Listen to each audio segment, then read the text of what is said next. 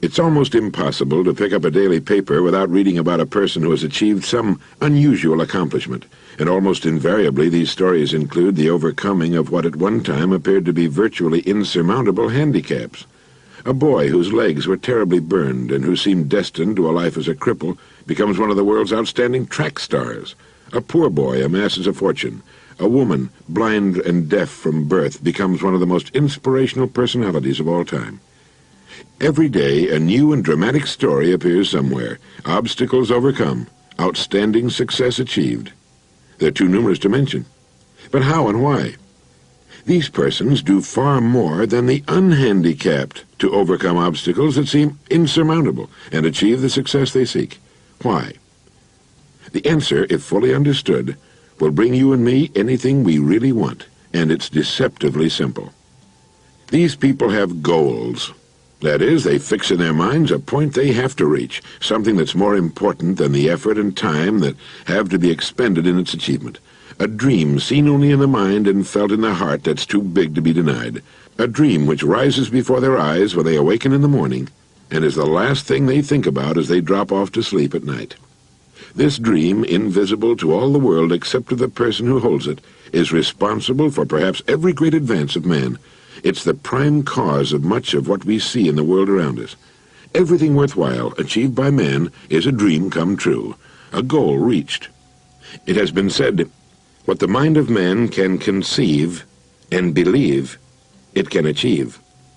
It's the skyscraper, the bridge spanning the bay, landing on the moon. And it's the little corner business establishment. It's the lovely home in the suburbs. It's a youngster getting a diploma and the new baby in its mother's arms. It's a low golf handicap and a business position reached. What the mind of man can conceive and believe, it can achieve.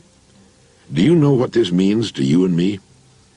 Well, let me try to explain, and I might add it took me many years to find this out for myself. Once it's understood, however, life becomes easier, more fun, far more exciting, and incalculably more rewarding. To begin, to understand this subject of goals, we have to realize that it's the very basis of any success. It is, in fact, the very definition of success. The best definition of success I've ever been able to find goes like this. Success is the progressive realization of a worthy goal. If you think about it a moment, you'll realize just how good that definition is. Success is the progressive realization of a worthy goal. It means that any person regularly engaged in achieving something which he considers worthy of him is successful. At the same time, it also means that any person not so engaged must be defined as not successful, a failure, at least temporarily. Any person with a dream in his mind and heart which he is pursuing as a worthy goal is successful. The uninformed always seem to equate success with lots of money. While money often accompanies success, it has nothing to do with success necessarily unless it happens to be a part of the goal. It's left to each of us to decide for himself what his goal is. With such a simple definition of success, you'd think everyone would be successful. Everyone should be, everyone can be. But it's estimated that only about 5% are. Of all the people you pass on the street, only about 5 out of 100 can tell you what they're working toward. The rest are just drifting along, hoping something good will happen to them, or at least that nothing too bad will, letting circumstances and economic winds blow them this way and that. I like to compare human beings with ships, as Carlyle used to do. It's estimated that about 95% can be compared to ships without rudders. Subject to every shift of wind and tide, they're helplessly adrift. And while they fondly hope that they'll one day drift into a rich and successful port, you and I know that for every narrow harbor entrance, there are 1,000 miles of rocky coastline. The chances against their drifting into port are 1,000 to 1. But the 5% who have taken the time and exercised the discipline to decide on a destination and to chart a course, sail straight and far across the deep oceans of life, reaching one port after another and accomplishing more in just a few years than the rest accomplish in a lifetime. If you should visit a ship and ask the captain his next port of call, he'll answer you in one sentence. Even though the captain of a ship cannot see his destination for fully 99% of his journey, he knows what it is, where it is, and that barring an unforeseen and highly unlikely catastrophe, he'll reach it if he keeps doing certain things a certain way every day. Every person should do the same thing. Unless you can say in one concise sentence what your goal is, the chances are good that you've never clearly defined your goal. When you ask most people what it is they seek, they'll answer in vague, general, non-specific terms. They'll say happiness or health or money. These are not goals. They're simply general conditions desired by everyone. When we talk of goals, let's be specific. What is it you want, you as a person? What is it you would like very much to have or to be or to do, even though you may feel it's for one reason or another somewhat beyond your reach at the present time? You see, if you can tell me what you want, I can tell you how to get it, as long as it's worthy of you. Proceeding successfully through a lifetime should be a matter of progressively setting and achieving goals one after another, each a little better and perhaps more interesting than the preceding. Just as a ship can sail to only one port at a time, set your first port of call. When you reach it, and reach it you will, you can set a new goal, and then another. By following this meaningful and common-sense approach to life, you'll be successful and can accomplish more in 5 years than the great majority of people do in a lifetime. Now let me tell you of a way to clarify your thinking and establish your first goal if you don't already have one. Knowing that without a goal we're unsuccessful, but that with a goal we will have direction and purpose and that our goal will be reached, we begin to realize that establishing a clearly defined goal is one of the most important steps we can possibly take. If you do not know what it is you want more than anything else, in other words, if you're not one of the fortunate who knows exactly what it is he or she seeks, set some time aside right now. Spend an hour or so, or many hours, even days if necessary, writing down the things you would most like to have. Make a want list.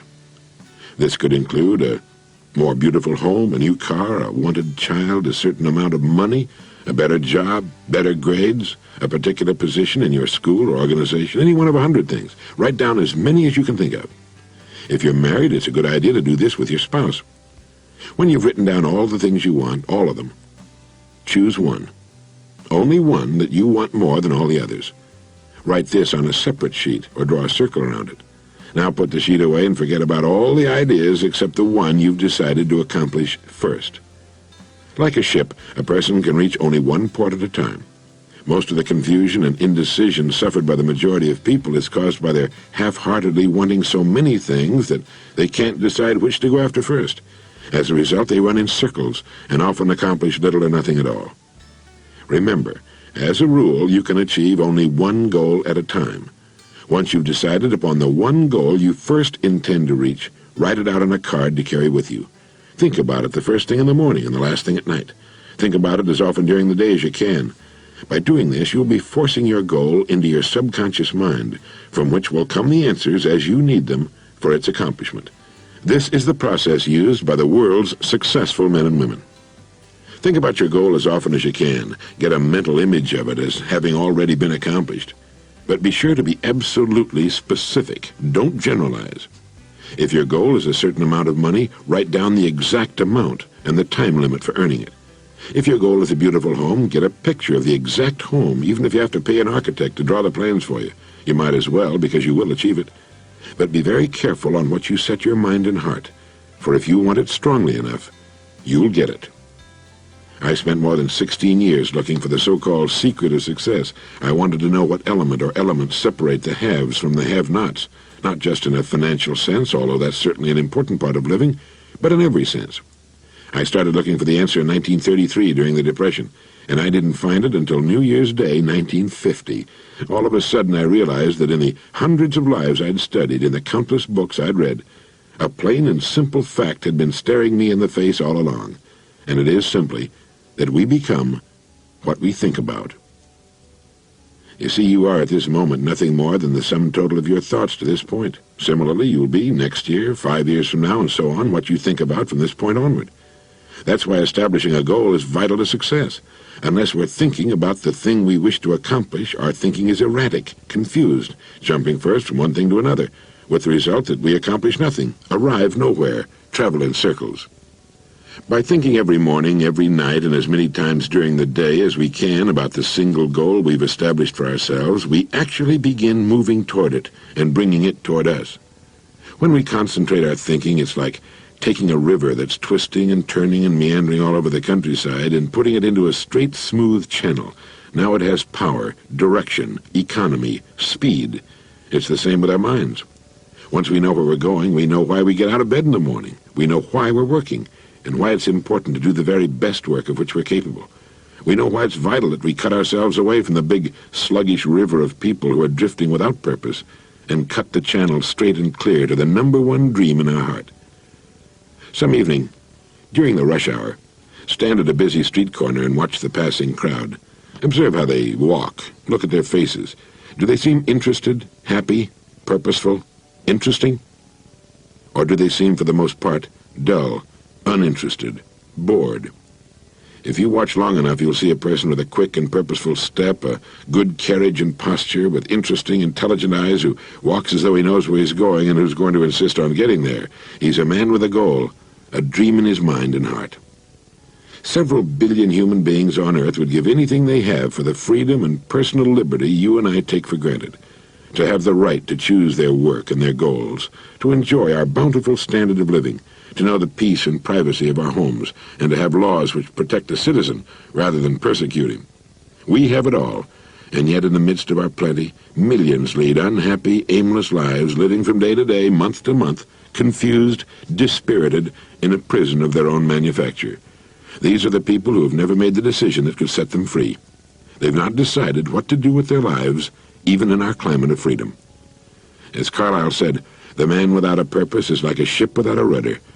Have a purpose in life, and having it, throw such strength of mind and muscle into your work as God has given you. He also wrote, "A man with a half volition goes backward and forward, and makes no way on the smoothest road.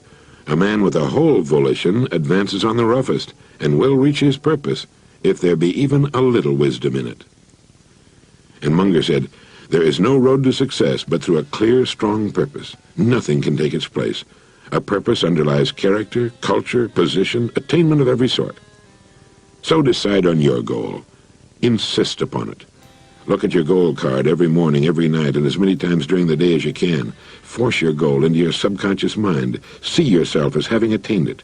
Do this without fail every day, and it will become a habit that will lead you from one success to another all the days of your life. For this is the secret of success, the door to everything you will ever have or be. You are now, and you will become, what you think about."